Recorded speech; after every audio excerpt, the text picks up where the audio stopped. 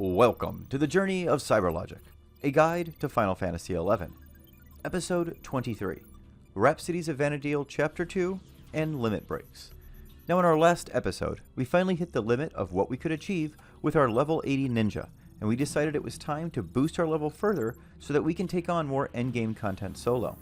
That being said, I didn't want to fully unlock all of our level 99 gear yet, as if we did so, then it's just a quick purchase from multiple sources for our eye level gear. So in this episode, what we're going to do is finish all of the Limit Break quest through level 99, but we will only be gaining experience until level 96. At 96, we will switch to putting all of our experience into merits and continue to try and take on as much endgame content as we can before having to move on to level 99 gear and then of course eye level gear. Now by us staying at level 96, we will also still be able to take advantage of the best TP gain tool we have available to us right now, the Octave Club. Now another issue that we're having with some of this more challenging content is that the MP pools of our trust are running out on the longer fights. To combat this, we will be advancing further in the Rhapsodies of Vanadiel storyline for several reasons. The first is to unlock Sethis, who will be continually restoring MP to our mages. Another big reason that we're going to complete the Rhapsodies of Vanadiel Chapter 2 and start Chapter 3 storylines is that we will get the Rhapsody in Mauve that will greatly reduce the entry time to many of the endgame events that we are about to begin doing, and the Rhapsody in Fuchsia, which will boost the level of our trust. Now after these two things, we should be able to get back to taking on beginning endgame content, including taking out Corinne, finishing our Kokoku, and Abizia. Now initially, I started with working on the Rhapsodies of Vanadiel storyline, but as soon as I got to my next fight against Balamor, it was clear that I needed to be a much higher level in order to take this one on. That is the fight that you're seeing me attempt right here. So once it was clear that we had hit yet another roadblock for our current level, I headed to Matt to unlock our level to 85 by completing the quest Expanding Horizons, which simply requires us to trade Matt 5 Kindred Crest and 4 Merits. Now, once unlocked, we head to Dangruf Wadi to level off of Witchetty Grubs and Prim Pika that are in the area just beyond the geyser at I-8. Now you should be able to quickly get all 5 levels and 5 additional merits that are needed for the next limit break in either 15 to 60 minutes depending on the current events going on and the experience rings that you're using. Once finished, head back to Matt to complete our next limit break quest entitled Beyond the Stars. Now in Beyond the Stars, you need to first trade Matt 10 Kindred Quest and 5 Merits. However, unlike the previous quest, that trade is not all that needs done. We next need to play a game of rock, paper, scissors with the Moogle in an attempt to win 5 rounds before your opponent does. Now it's all random, so I just choose to go with the Soaring Dragon option every time and hope for the best. Now fortunately this strategy worked, and we are now unlocked to level 90. We now want to head back to Dangruf Wadi, but now go just beyond where we were XPing before to find the area with Trimmers and Natty Gibbons that you see here marked on your map. Here we can once again very quickly get our 5 needed levels and 10 merit points in 20 to 60 minutes. Now once we have those 10 merit points that we need for the next quest and our level 90, we need to once again head back to Matt for our next limit break quest entitled Dormant Powers Dislodged. Before we do that though, I want to head back to the Rhapsodies of Vanadiel storyline and see if we can now have any success taking on Balamor. Now mission 214 is where we last left off in the Rhapsodies of Vanadiel's expansion, so let's go back to there and progress through the missions until we get to Balamor. Now starting with RoV mission 214, you will take on part of the RoV storyline that takes place in the Wings of the Goddess expansion, and you therefore need to be past Wings mission 8, which we had already done in episode 14. We head to one of the cavernous maws located in Bat Downs, Rolandberry Fields, or Saurmung Champagne, and click on the sparkling question marks next to it to trigger the cutscene. We then want to head to South Sandoria in the past to trigger another cutscene and move us all the way to mission 217. We then head back to the sparkling question marks to trigger another cutscene and enter Walk of Echoes. Now for mission 218, we then need to head to Grauberg in the past, summon our trust, and click on the blue glowing question marks near the vertical conflux at F5. This will spawn Cetus, who is a very challenging NM intended for level 99 players. Now the main thing we need to be careful of on Cetus is Aetheric Pull, as it immediately will grant Dread Spikes to Cetus, which will quickly kill us in a round or two of attacks with our Octave Club. Note that I'm also only level 80 at the time this mission was done as well, so we definitely have our work cut out for us.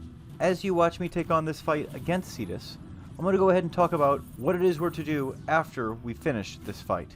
First, we will click on the question marks again for a brief cutscene, and we will then click on the question marks nearby at the vertical conflux for a much longer cutscene. Now after that cutscene is over, we now need to head back to Norg to speak with Gilgamesh, who will send us to Misirus Coast at G5, where we will need to examine the question marks next to the undulating conflicts for another cutscene.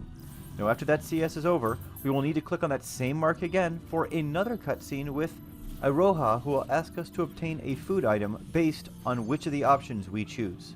By choosing Strength, she will require a beef stew pot, Style will require 30 spicy crackers, and Endurance will require a serving of Zaru Soba. Now all of these can be purchased from the courier vendor Moogle for roughly 15,000 gil. Now make sure you get the nearby home point and purchase the item you selected and trade it to the question marks next to the conflux, and this will trigger yet another cutscene. We then need to return to Norg for another cutscene with Gilgamesh before we are sent to the Temple of Ugalif, which we can use the Unity Warp to get to. Now to see another cutscene once we arrive, we will then go to Map 3, J6, to click on the Granite Door. Note you will need to be past Zelart Mission 4 in order to get past this part of the quest. We've of course already completed the Zelart quest line, so we'll be just fine. We now head to the Crag of Mia, Dem, or Holler after clicking on that Granite Door to click on the Shattered Telepoint at those locations to enter the Hall of Transference. We then return again to Norg to have another cutscene occur with Gilgamesh at the Oaken Door. We will now be sent back to G5 in Misirus Coast to finally enter Esha Ruan by clicking on the undulating confluence. Now once inside, we need to head to H10, which is just northwest of your starting location, and examine the blue question marks at the top of the stairs. Here we will receive the Siren's Plume key item, as well as the Rhapsodies in Emerald key item, which gives us an additional boost to both experience and skill gains.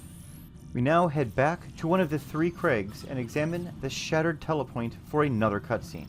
Now for our next mission, RoV Mission 232, we head back to Norg for yet another cutscene with Gilgamesh at that Oaken Door. We now need to head for Windurst Walls for a cutscene with Shantoto in his manor at K7. We then will head back to Esha Ruan and will now need to follow a very long path around the entire zone collecting Eshin droplets. You will get your first Eshin droplet by clicking on the question marks next to Dremi. You will then use portal number 1 to transport to portal number 2. Once there, you will need to find the next droplet, which you can use to then travel from portal 2 to 3, and then you will continue that process all the way around the map until you get to portal 15. Now most of the droplets are just a short distance from the portal, but there are two that are a bit more difficult to find than the others. For the portal 9 droplet, you want to head up both sets of stairs and head left until you can take the bridge over the water, where you will find the droplet mark just beyond it. Another tricky one is portal number 12, where you need to use Sneak and then go up both sets of stairs and turn right and keep going until you reach the end of the island. The droplet should actually be then on your left next to the stairs that are going up.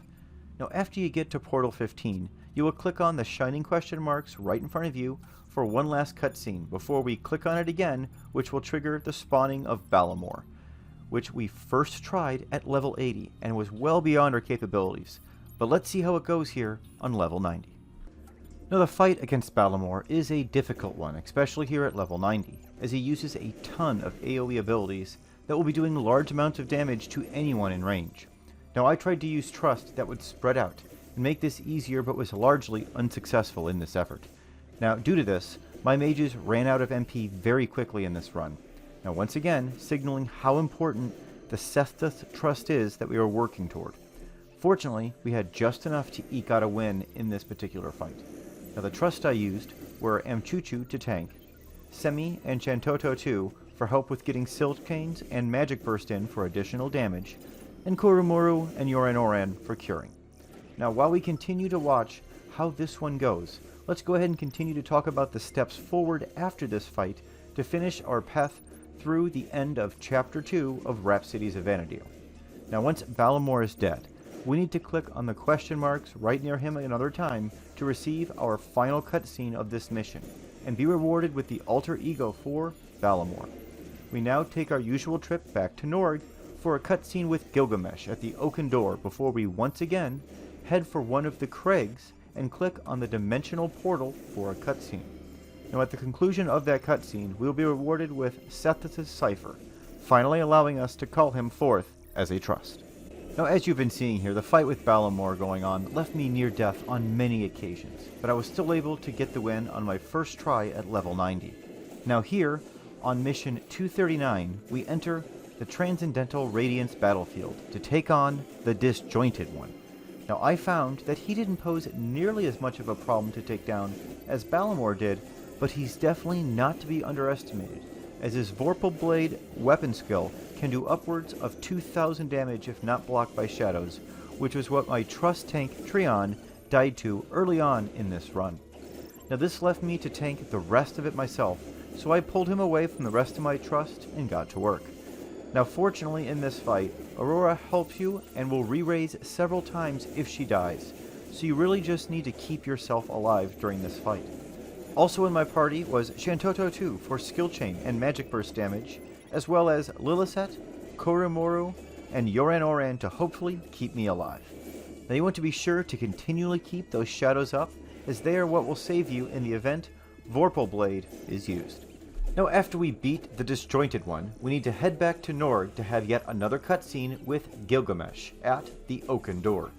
We then need to zone into any starting nation to trigger another cutscene and complete Chapter 2 of Rhapsodies of Vanadiel, and be rewarded with the Rhapsody in Mauve key item, which has many benefits, which reduce the cost of endgame events and the time it takes to enter those events. In addition to this, you also get the usual boost to experience and skill point gains, as well as a bonus to the Unity accolades you acquire. Now, you could simply stop here, but I recommend going just 3 missions into Chapter 3 before stopping, as it only takes a few minutes and you will get rewarded with yet another powerful key item.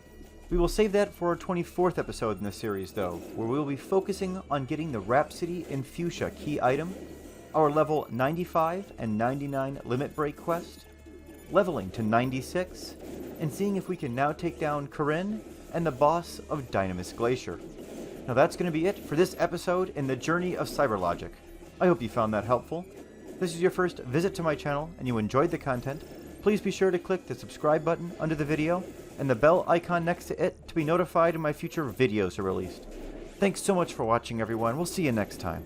Stay safe and stay healthy out there.